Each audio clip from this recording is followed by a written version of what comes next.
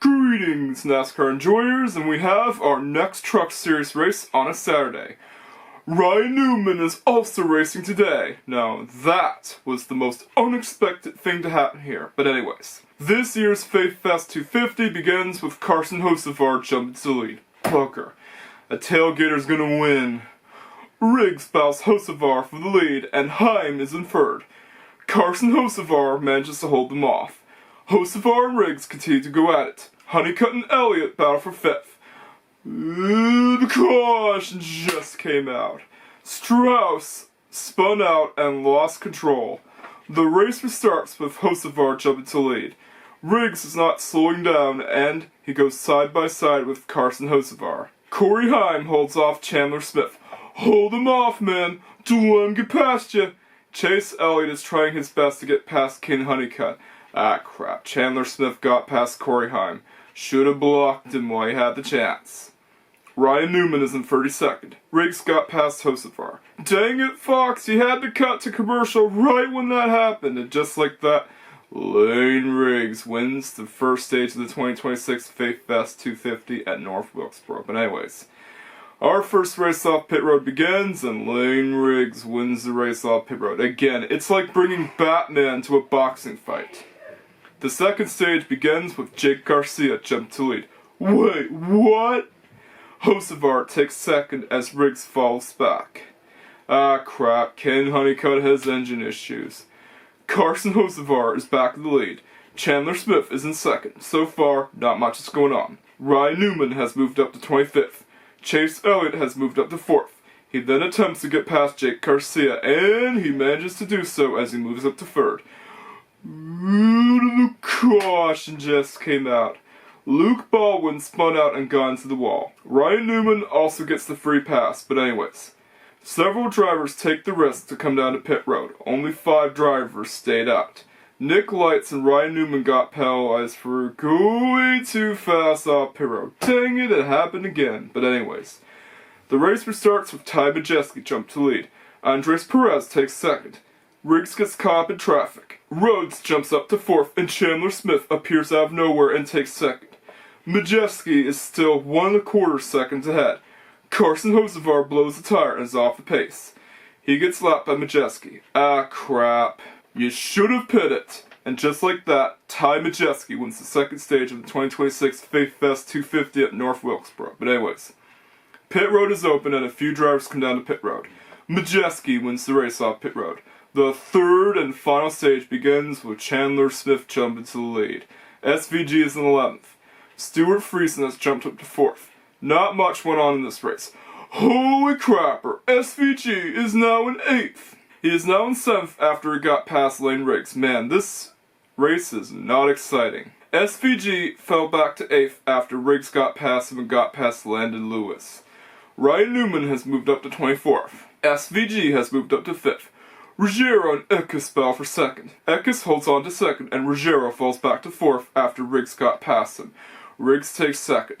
Both Riggs and Chandler Smith have to deal with lap traffic. Muniz is in 32nd. Muniz has contact with Eckes while SVG had to get past Eckes for 3rd. Wow. That's the best overall result for SVG so far, and talk about being Malcolm in the middle, am I right? Ryan Newman is now 2 laps down, which sucks for the Rocket Man himself. Even with 7 to go, Chandler Smith continues to lead, while at least Lane Riggs isn't leading this time. Nathan Nicholson loses power and stalls. Thankfully, he made it to pit road this time. Man, this keeps happening. On the final lap, all Chandler Smith has to do is not mess up and take the win, and just like that, Chandler Smith takes his 2nd win of the season with an 8-second lead gap while SVG gets his best ever oval finish. Yes! He can finally oval. But anyways, this race gets a 7 out of 10. It wasn't very exciting to watch. In my opinion, the race could have gone a lot better, and it nearly put me to sleep, but at least Chandler Smith is overdue for a victory, and SVG can finally oval. Although, I really wanted Corey Heim or Ken Honeycutt to win. But anyways, it is time to sign off. Thank you for watching. Catch you guys next time. Peace out. Greetings. Greetings, NASCAR enjoyers, and welcome to the first ever points-paying North Wilkesboro race in 30 years. Rusty Wallace and Tammy Whitworth will be the people to give off the command for the drivers to start their engines. And Ross Chastain had to get sent to the rear. Dang it! But anyways, the Cup Series return to North Wilkesboro begins with Ty Gibbs jump to lead. Hocevar takes second. Eric Jones and Tyler Reddick battle for fourth. Bell is back in second. So far, not much is going on. Contact ensues with Denny Hamlin, Chase Elliott, and Eric Jones. The caution just came out. Todd Gilliland bumps John Hunter Nemechek, and JHN loses control. But anyways, several drivers come down to pit road, and Ty Gibbs wins the race off pit road. Just great. I really hope he doesn't win this one. But anyways, the race restarts with Denny Hamlin jumping to lead. SVG takes second. Yes! It can finally oval! He even battles Denny Hamlin for the lead, and just like that, SVG takes the lead. Gibbs takes second from Hamlin. SVG gets held up by Chad Finch. Come on, SVG! Don't let him get past you! Ah, crap. Joey Logano is in third. You know it's not a good thing when Joey Logano is in the top 5. And Ty Gibbs got past SVG. Just great. Which means he won the first stage of the 2026 Window World 450. But anyways, pit road is open and there are several takers. Ty Gibbs wins the race off pit road again. Ugh. Can someone please get past him? Yes! He got penalized for going too fast off pit road. Let's go! Yeah, I've never been more happy about a penalty like that. That's what you get for speeding on pit road, Ty Gibbs. And that means that another driver can get a chance to win here. Yeah. Anyways, the second stage begins with Joey Logano jumping to lead. Really? Get past him, SVG. Yes, he got past him. Do not let Logano get past you, man.